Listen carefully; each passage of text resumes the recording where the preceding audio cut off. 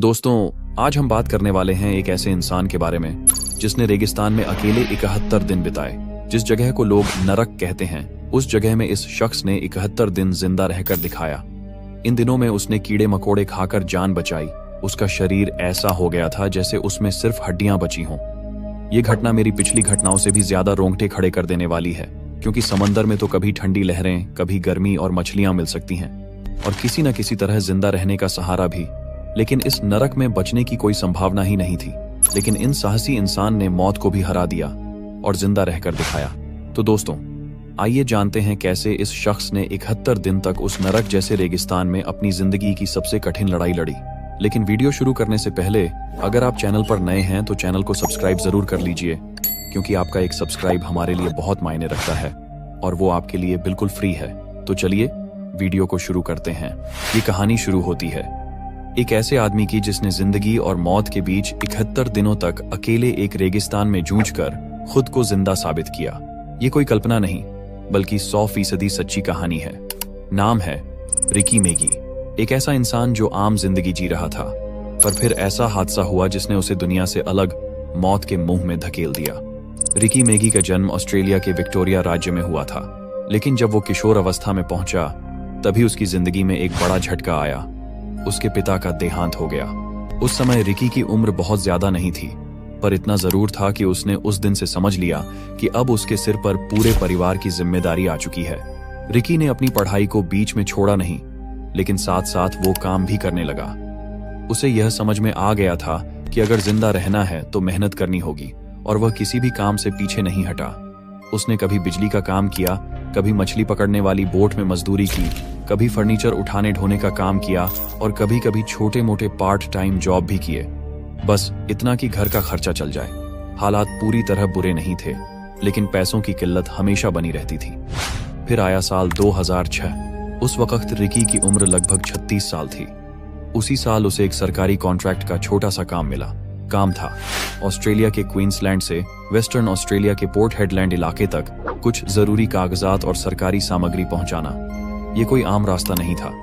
इसके लिए लगभग 3000 किलोमीटर का सफर तय करना था, और वो भी ऑस्ट्रेलिया के सबसे वीरान और खतरनाक इलाकों में से एक, जिसे हम रेगिस्तान कह सकते हैं। वो प्लेन से जा सकता था, लेकिन उसके पास उतना पैसा नहीं था कि हवाई यात्रा कर सके। इसीलिए उसने तय किया कि वो अपनी पुरानी सी कार में सफर करेगा। उसने कार में ज्यादा मात्रा में पेट्रोल भरवाया, कुछ खाने का सामान लिया, पानी की बोतलें रखीं और निकल पड़ा एक बेहद लंबी, थकाऊ और जानलेवा यात्रा पर। वो रास्ता था बंटाइन हाईवे, एक ऐसा रास्ता जो चारों ओर से वीरानियों और तपती जमीन से घिरा है, जहां कोई मोबाइल सिग्नल नहीं मिलता, और जहां अगर एक बार गाड़ी खराब हो गई तो कोई मदद आने की उम्मीद बहुत कम होती है। रिकी अपने पुराने से कार में रेडियो सुनते हुए धीरे धीरे आगे बढ़ता गया। दोपहर की कड़क धूप और रात की गहरी ठंड के बीच उसका सफर जारी था। इसी दौरान जब वह एक ऐसे इलाके से गुजर रहा था जहां सैकड़ों किलोमीटर तक कोई नहीं मिलता, तभी उसने देखा कि सड़क के किनारे एक गाड़ी खराब पड़ी है। उस गाड़ी के पास 3 आदमी खड़े थे। उन्होंने इशारा किया और मदद मांगी।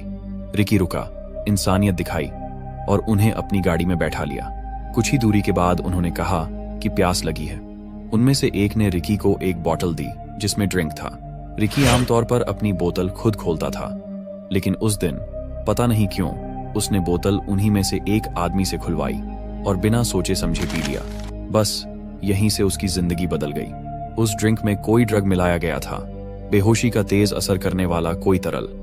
कुछ ही मिनटों में रिकी को चक्कर आने लगे, सर भारी हो गया, आंखों के सामने अंधेरा छा गया और फिर ब्लैकआउट। जब उसे होश आया तब तक बहुत देर हो चुकी थी।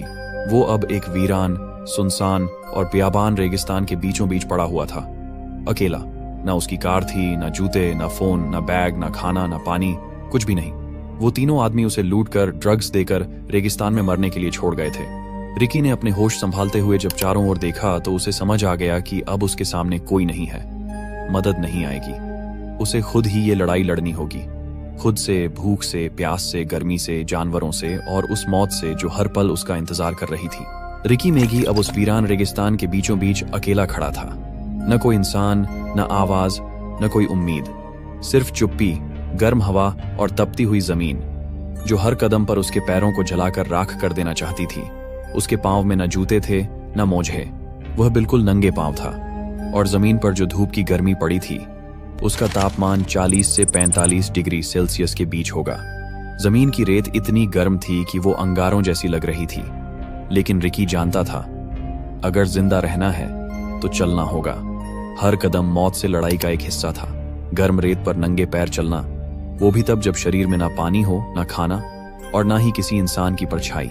वो हर कदम एक नई तकलीफ देता था।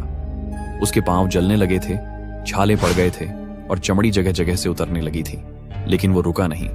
दिन चढ़ते चढ़ते धूप ऐसी लगने लगी जैसे आसमान से आग बरस रही हो। शरीर जलने लगा, आंखें पथरा गईं और होंठ सूख कर फटने लगे। प्यास का आलम यह था कि गले से आवाज भी नहीं निकल रही थी। कई घंटों तक बिना रुके चलता रहा। शरीर ने जवाब देना शुरू कर दिया, लेकिन दिमाग अब भी जिंदा रहने की उम्मीद में काम कर रहा था। और तभी एक भ्रम, उसे दूर से ऐसा महसूस हुआ जैसे वहां कोई झील है, कोई पानी का तालाब। वो लड़खड़ाते हुए उस ओर दौड़ा और जैसे ही वहां पहुंचा वो सिर्फ रेत थी, आंखों का धोखा। उसके हाथों में रेत आई, पानी नहीं। शरीर अब टूटने लगा था, लेकिन अंदर कहीं एक कोना जिंदा रहने के लिए तड़प रहा था। फिर कुछ घंटों की ठोकर और भटकाव के बाद उसे दूर कहीं एक छोटा सा गड्ढा नजर आया, जिसमें थोड़ी सी चिपचिपी और गंदी सी पानी भरी थी। शायद कोई जानवर वहां आता होगा। उसने बिना सोचे समझे उस बदबूदार गंदे कीचड़ जैसे पानी को पी लिया। उसे पता था ये पीने लायक नहीं है, लेकिन उसे यह भी पता था कि अगर अभी पानी नहीं पिया तो कुछ ही घंटों में शरीर हार मान जाएगा, वो मर जाएगा।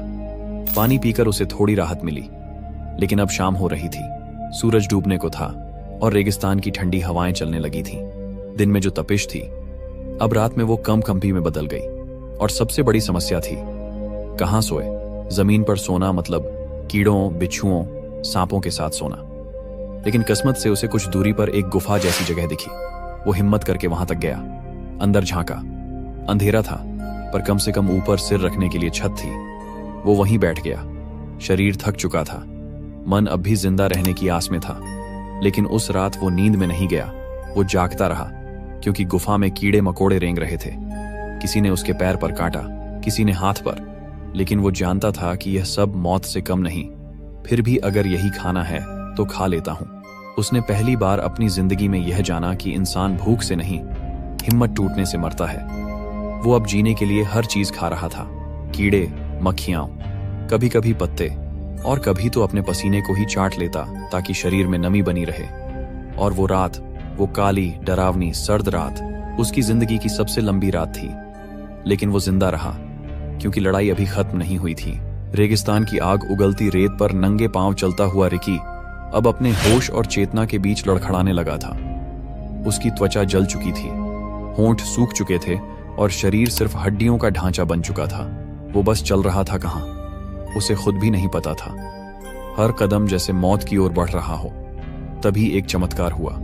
रिकी की बंद होती आंखों पर एक बूंद गिरी, ठंडी, नरम, किसी फरिश्ते के स्पर्श जैसी। वो पल, जैसे आसमान ने खुद रोकर रिकी को जिंदा रहने का इशारा दिया। रिकी ने आंखें उठाईं। काले बादल गरज रहे थे, आसमान बिजली से चीर रहा था और फिर तेज बारिश शुरू हो गई। पहले बूंदें गिरीं, फिर पलक झपकते ही मूसलधार बारिश होने लगी।